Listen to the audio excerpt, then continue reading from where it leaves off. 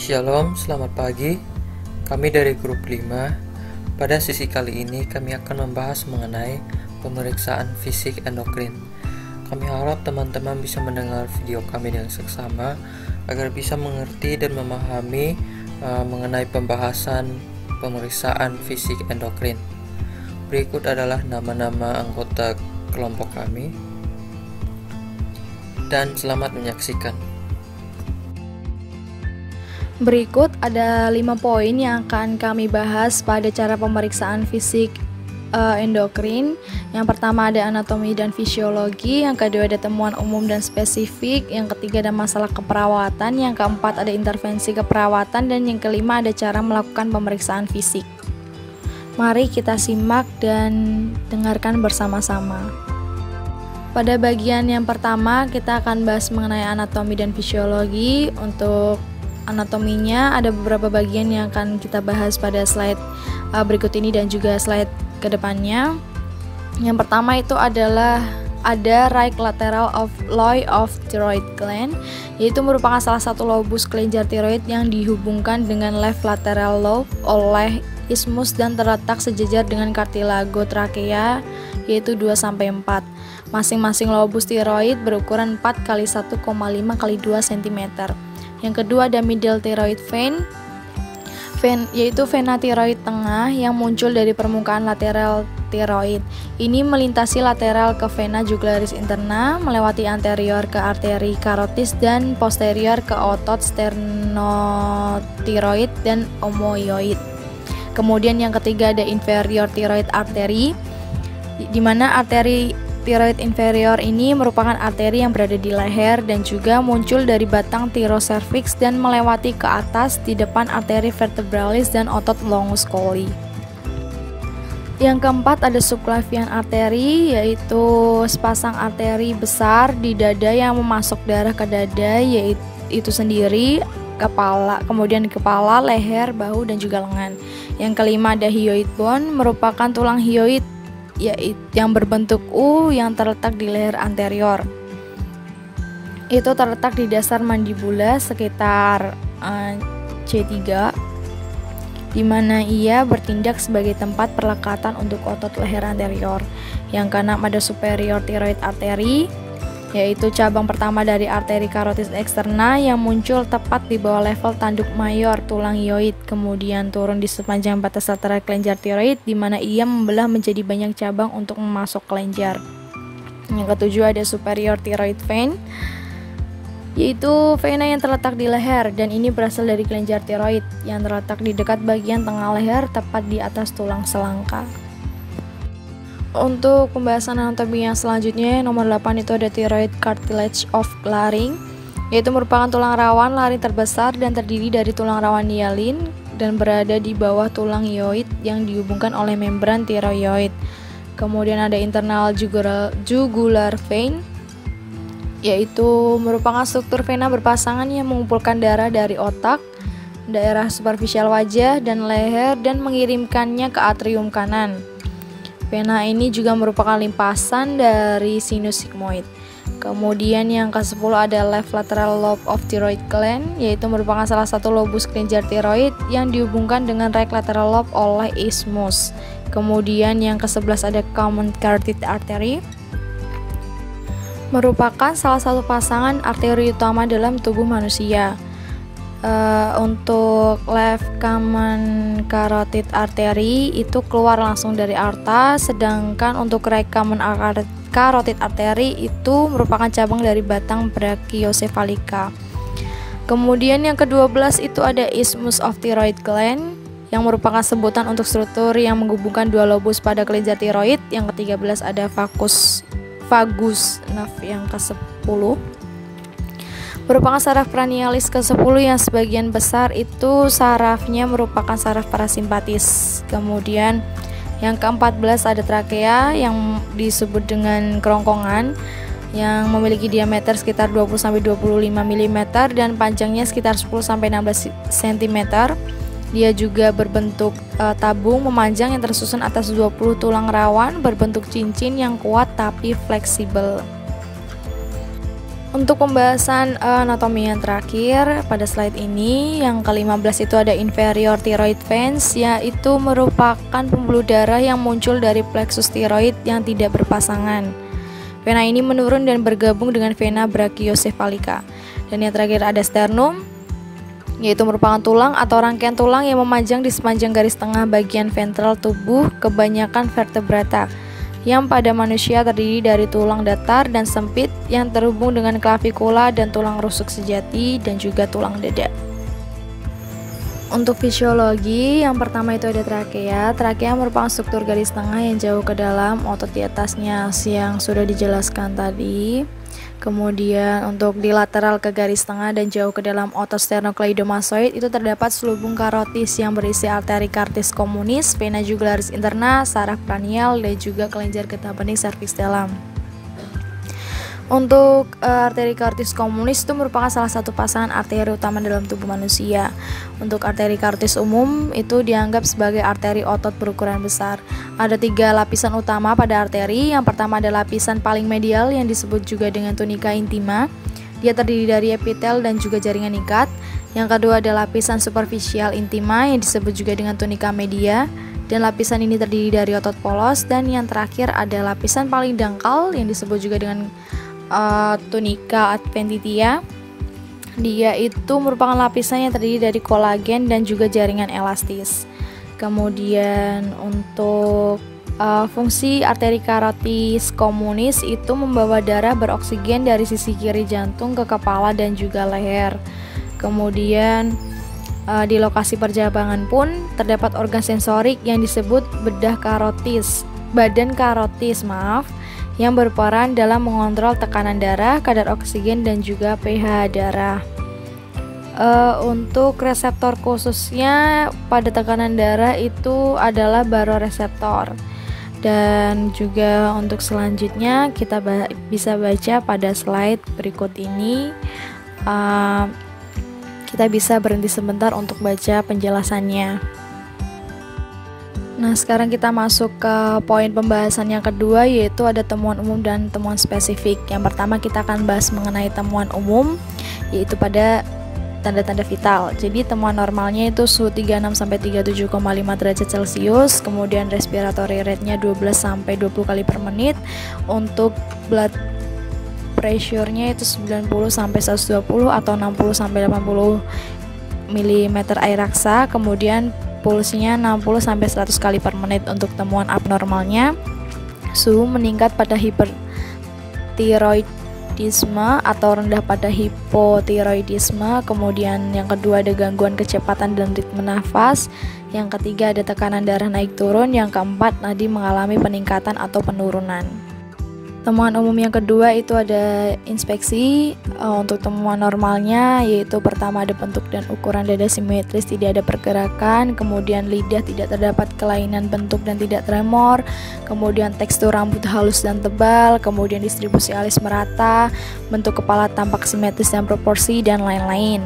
Kemudian temuan abnormalnya yaitu ada bentuk dan ukuran dada asimetris, kemudian ada pergerakan, kemudian tubuh tidak proporsi dan tampak lemah. Yang ketiga juga lidah terdapat kelainan bentuk dan tremor, tekstur rambut kasar dan tipis, distribusi alis tidak merata, bentuk kepala tidak proporsi dan tidak simetris, kesulitan menelan, adanya tremor, adanya pembesaran pada leher, warna kulit tampak hiperpigmentasi pada leher, pergerakan dada tidak seimbang, tidak ada rambut, dan lain-lain. Temuan umum yang ketiga yaitu ada palpasi. Untuk temuan normalnya, yang pertama bagian leher tidak ada benjolan abnormal, tidak ada rasa nyeri, ukuran dan bentuk testis simetris, perbandingan besarnya sesuai, di mana testis kanan lebih besar daripada kiri dan bagian kiri menggantung lebih rendah. Kemudian testis teraba lembut kenyal, tidak ada piting edema atau hipotiroid, dan juga denyut nadinya itu normal, di mana rentangnya di antara 60-100 kali per menit. Untuk temuan abnormalnya, yang pertama itu ada pembesaran pada kelenjar tiroid, adanya nyeri pada saat menelan, kemudian adanya kekakuan pada testis dan atau teraba kasar, adanya edema, takikardi atau bradikardi. Temuan umum yang keempat yaitu ada perkusi. Untuk temuan normalnya tidak ada perubahan bunyi dari manubrium dari sisi satu ke yang lain. Untuk temuan abnormalnya perubahan bunyi dari sonor ke redup menunjukkan kemungkinan goiter retrosternal. Temuan umum yang kelima yaitu ada di auskultasi.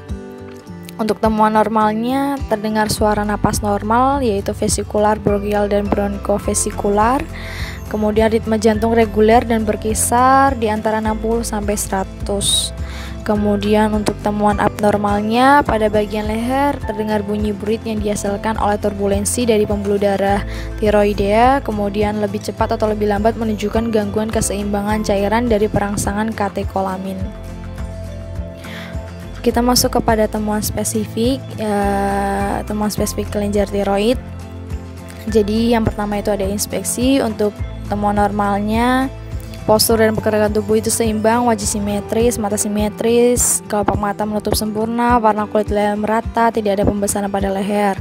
Untuk temuan abnormalnya ketidakseimbangan postur dan gerakan tubuh, kemudian hiperpigmentasi, tiroidektomi, pelebaran vena jugularis, pembesaran abnormal pada leher atau disebut dengan goiter. Kemudian yang kedua ada palpasi. Untuk temuan normal palpasi yaitu bentuk simetris, tidak ada nyeri tekan, ukuran simetris, kemudian mobilitas pun juga seimbang dan kelenjar tiroid tidak teraba. Untuk abnormalnya adanya pembesaran pada kelenjar tiroid dan terdapat nyeri tekan. Untuk perkusi yaitu temuan normalnya dari manubrium sisi satu ke yang lain itu tidak ada perubahan bunyi. Dan untuk temuan abnormalnya adanya perubahan bunyi dari sonor ke redup. Dan yang keempat untuk auskultasi. Auskultasi itu tidak ada bunyi abnormal, terdengar bunyi bruit pada salah satu atau setiap lobus. Itu yang menandakan bahwa suplai darah meningkat.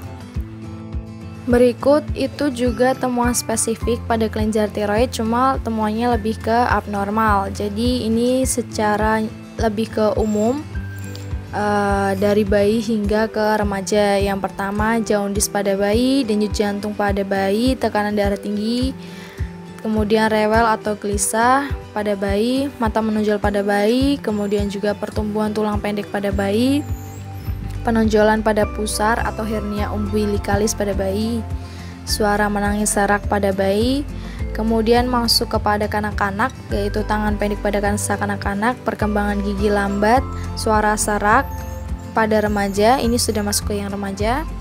Terus kemudian kelopak mata turun, wajah bundar, rambut rontok, kulit kering, dan juga denyut nadi itu pada remaja lambat. Untuk temuan abnormal kelenjar pituitari yang pertama yaitu akromegali pada anak dan remaja. Kemudian hidung melebar pada anak dan remaja, raut muka kasar pada anak dan remaja.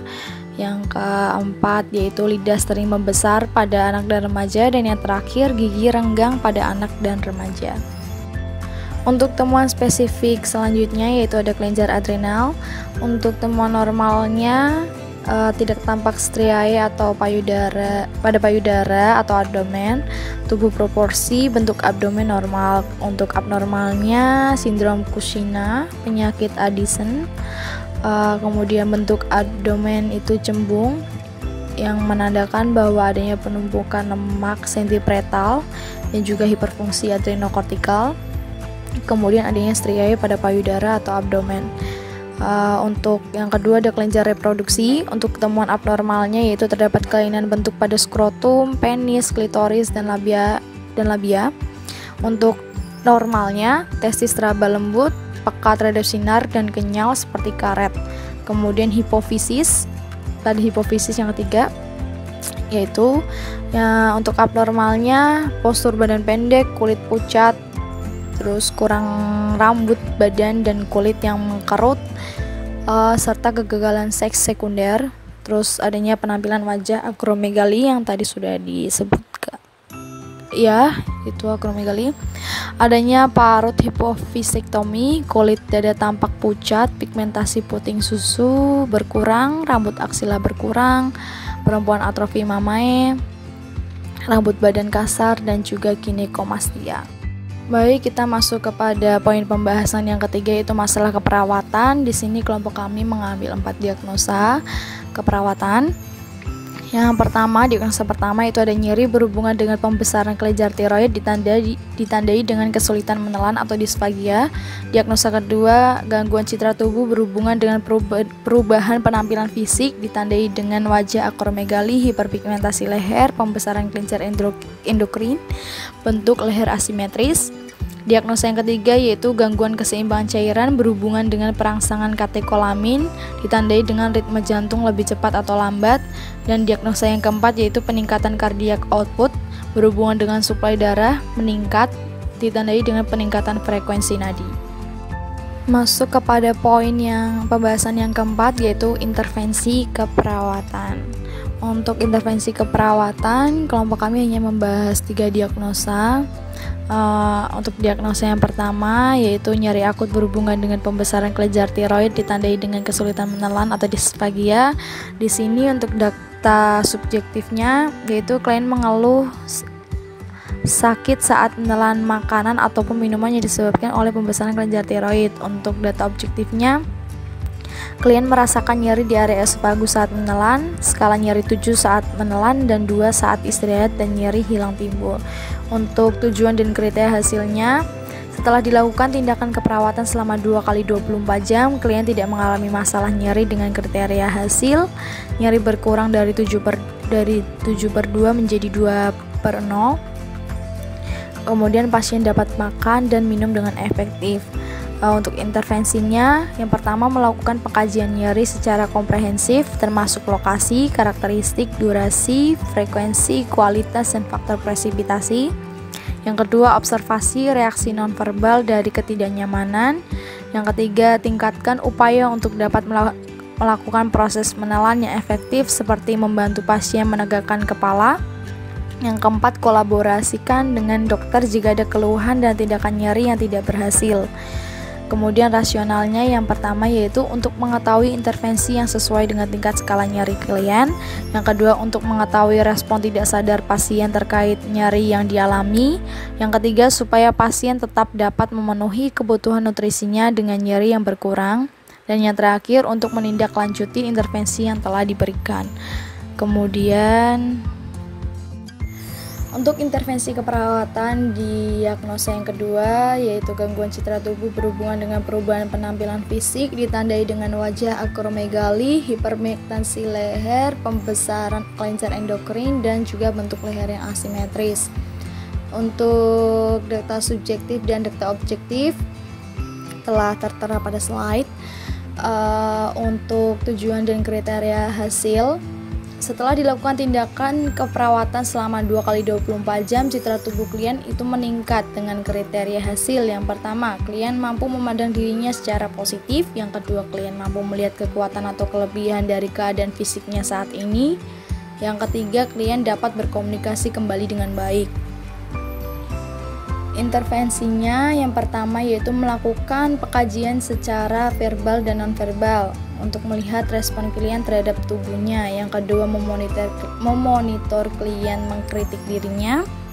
Yang ketiga, menjelaskan tentang pengobatan, perawatan, kemajuan, dan prognosis penyakitnya. Yang keempat, meminta pasien untuk mengungkapkan perasaannya saat ini. Yang kelima, mengidentifikasikan arti pengurangan dengan pemakaian alat bantu. Dan yang terakhir, memfasilitasi klien untuk berinteraksi dengan orang sekitarnya. Kemudian rasionalnya yaitu yang pertama untuk mengetahui bagaimana perasaan klien terhadap kondisi tubuhnya, untuk mengetahui intervensi apa yang sesuai dengan pandangan negatif klien atas dirinya. Yang ketiga, agar klien dapat memahami tindakan apa saja yang akan dilakukan dan dapat mengikuti perkembangan kondisinya. Yang keempat, untuk mengetahui intervensi lanjutan apa yang akan diberikan. Dan yang terakhir, memfasilitasi klien agar tidak merasa kesepian dan memiliki orang yang dapat dijadikan tempat untuk berbagi perasaannya. Untuk intervensi keperawatan yang pada diagnosa yang ketiga yaitu gangguan keseimbangan cairan berhubungan dengan perangsangan katekolamin ditandai dengan ritme jantung lebih cepat atau lambat. Data subjektifnya, klien mengeluh mengalami stres, klien mengatakan merasa cemas dan ketakutan. Untuk data objektif, klien tampak lemas, klien tampak pucat. Tujuan dan kriteria hasilnya, setelah dilakukan tindakan keperawatan selama 2 kali 24 jam, klien tidak mengalami ketidakseimbangan cairan dengan kriteria hasil. Yang pertama, pasien tidak mengalami stres, tidak merasakan cemas dan ketakutan, dan juga tidak ada tanda-tanda dehidrasi. Untuk intervensi, yang pertama yaitu memonitori cairan masuk, yaitu termasuk intake dan output cairan. Yang kedua, memonitor status hidrasi atau kelembapan membran mukosa, nadi adekuat, tekanan darah ortostatik jika diperlukan. Yang ketiga, memonitor respon pasien terhadap penambahan cairan atau IV line. Yang keempat, dorong pasien untuk menambah intake oral. Rasionalnya, yang pertama yaitu untuk mengetahui keseimbangan cairan intake dan output cairan klien. Yang kedua, untuk mengetahui adanya tanda-tanda dehidrasi pada klien. Dan yang ketiga, untuk mengevaluasi keefektifan dari penambahan cairan melalui terapi IV line. Dan yang terakhir, untuk mempertahankan intake oral klien dan mencegah terjadinya ketidakseimbangan intake. Untuk poin yang terakhir pada pembahasan pada PPT hari ini, yaitu cara melakukan pemeriksaan fisik. Yang pertama, pada tanda-tanda vital, kita cek suhu tubuhnya. Biasanya itu meningkat pada hipertiroidisme atau rendah pada hipotiroidisme. Kemudian pernapasannya itu pasti ada gangguan kecepatan ritme nafas. Kemudian untuk tekanan darah itu bisa naik atau turun. Kemudian juga nadinya itu bisa mengalami peningkatan ataupun penurunan. Pada cara melakukan pemeriksaan fisik yang kedua yaitu inspeksi. Yang pertama, bagaimana tekstur rambutnya, bagaimana distribusinya, kerapuhan atau hilang rambutnya. Kemudian kepalanya, bagaimana bentuk kepalanya, ukurannya, simetris atau tidak, dan proporsinya bagaimana. Kemudian pada mata, berwarna putih atau kuning, posisi matanya bagaimana, simetris atau tidak. Kemudian bagaimana bentuk dan kedipan kelopak mata. Untuk alisnya, bagaimana distribusi rambutnya. Kemudian pada hidung, apakah ada pembekakan, bagaimana warna permukaannya, dan juga pada mulut itu warna mukosanya dan kondisi giginya gimana, apakah pasien terdapat kesulitan menelan atau tidak. Yang selanjutnya yaitu lidah, apakah ada kelainan bentuk. Kemudian ada tidaknya tremor pada saat diam atau bila digerakkan. Pada wajah pasien dilihat warna kulitnya, apakah ada eritema, remang pipi, dan juga bagaimana ekspresinya, apakah ada kecemasan. Untuk leher, apakah tampak membesar, simetris atau tidak, atau ada tidaknya distensi vena jugularis. Kemudian adanya suara parau atau serak. Kemudian pada abdomen, kita lihat itu perutnya bagaimana, membuncit, distensi, asimetris atau tidak, adanya massa atau tidak. Kemudian adanya rektum hemoroid atau tidak. Kemudian bagaimana kulit pasien mengalami adanya kemerahan, cyanosis, jaundice, lesi, ekimosis, hematoma, pigmentasi, striae atau bintik-bintik atau tidak. Kemudian untuk status nutrisi umumnya, kita bisa lihat pada IMT-nya itu normal atau tidak, atau mungkin obesitas atau juga malnutrisi. Untuk cara pemeriksaan fisik selanjutnya yaitu ada palpasi. Kita bisa palpasi hati pasien. Jika nyeri berarti terdapat pembesaran. Untuk limfa juga begitu. Jika nyeri berarti terdapat pembesaran pada limfa. Untuk yang ketiga ada perkusi. Perkusi abdomen pasien, terdapat suara timpani atau pekak. Kemudian perkusi hati pasien dan juga perkusi limfa pasien. Biasanya itu jika terdapat suara peka di antara kosta 6 sampai 10. Kemudian yang keempat, untuk auskultasi, kita bisa auskultasi abdomen dengan kita lihat bagaimana peristaltik ususnya, suara vena, dan juga apakah ada suara gesekan. Berikut adalah daftar pustaka. Ada beberapa sumber yang kami ambil untuk dalam mengerjakan PowerPoint cara pemeriksaan fisik endokrin. Sekian dari kelompok kami. Bila masih ada yang belum jelas, kalian bisa untuk membaca sekali lagi penjelasan yang ada di PPT ini atau menonton. video ini sekali lagi. Kami minta maaf apabila pada saat menjelaskan kami ada salah pengucapan ataupun yang tidak berkenan. Terima kasih, Tuhan Yesus memberkati.